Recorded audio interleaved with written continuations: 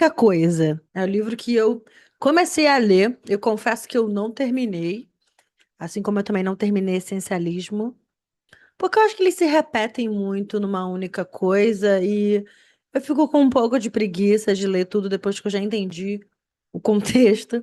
Mas eu quis trazer esse conceito da coisa única para gente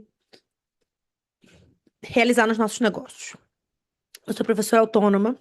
Eu tenho uma equipe muito enxuta, uma para uma vertente do meu negócio, uma assistente, que é a Tamires, e um assistente, que é o meu marido, para a segunda área, que é a área que eu falo que eu e você e eu, nós autônomos, gestores, produtores aí no digital. O que que acontece? O que que eu sinto muito assim? Sinto muito que quanto mais tempo a gente passa nas redes, porque a gente precisa vender nas redes, e vão oferecendo, vai? Vão sendo oferecidas soluções para os nossos negócios, a gente acaba apostando em muitas coisas. A gente vai para um lado, vai para o outro, tenta um, não aprimora o outro e faz outra coisa. E a gente acaba tendo muitas coisas, principalmente quando surgiu para mim na minha vida o conceito de esteira de produtos. Nada mais tentador do que você ter uma solução para cada nível de necessidade de uma pessoa. Lindo na teoria, mas na prática dá muito trabalho, é muito cansativo. E eu não dei conta.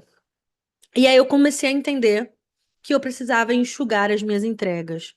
Na verdade, eu demorei a entender isso, porque eu tentei fazer uma esteira de produtos na Hive muito grande, não funcionou. Ficou tudo uma porcaria. Eu não vendi nada. A Hive, minha escola de inglês, tá? Escola de idiomas.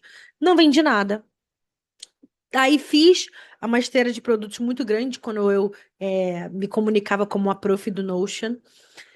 E toda hora tinha muita atualização, tinha muita micro tarefa para eu gerenciar por conta de muitos produtos. Eu não conseguia me comunicar bem, porque eu tinha muitos produtos e eu não dava conta de nada deles. E aí o que eu fiz foi enxugar toda a minha esteira de produtos e entregar poucas soluções. Não chega a ser a única coisa, mas gira em torno de um único grande produto. E eu vou começar a dizer não para as pessoas, eu já comecei a dizer não para as pessoas.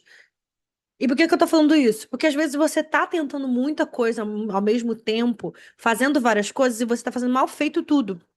Então, que tal você fazer bem feito uma coisa, começar a aprender, desenvolver, aprimorar, esgotar aquelas possibilidades e aí sim escalar?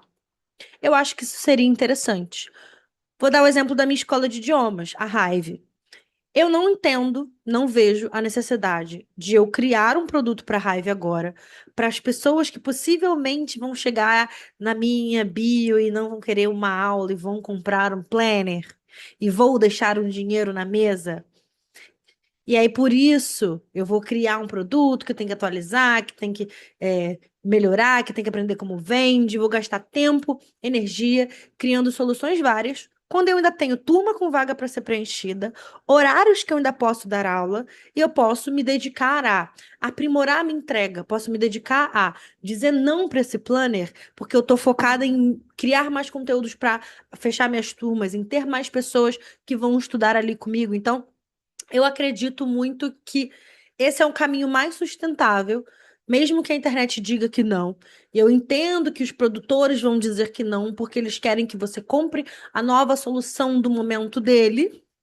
E foi assim que eu caí na esteira de produtos, porque a pessoa que me vendeu queria que eu comprasse o curso de como criar um produto do zero, e aí eu entrei no produto quando eu ainda tinha horários para preencher, lá na Hive, né? Horários para preencher, quando eu ainda tinha, enfim, vagas nas turmas que estavam abertas, quando eu não precisava, não tinha esgotado até a última possibilidade, eu não tinha me aprimorado na venda das minhas aulas. E eu fui fazer uma segunda coisa. E no final eu não fiquei boa em nenhuma delas. E isso aqui não é sobre ágil, mas você vai deixar todos os seus ovos numa única cestinha. Cara, às vezes, se você botar cesta demais, você não consegue produzir ovo suficiente, entendeu? Se é uma galinha só para botar o ovo, ela não vai conseguir encher cesta nenhuma, porque você tá botando cesta demais para a única galinha. E no caso, a galinha sou eu. Eu não tenho como botar tanto ovo assim. Então, eu acredito sim que a gente pode sim diversificar o nosso negócio, mas à medida que a gente amadureça, à medida que a gente cresça, à medida que a gente implemente, aprimore e delegue, porque muitas vezes é isso, né? A gente é tão bombardeado de tanta coisa, que foi o que aconteceu comigo. Eu acabei de criar uma turma, já estava criando infoproduto. Calma!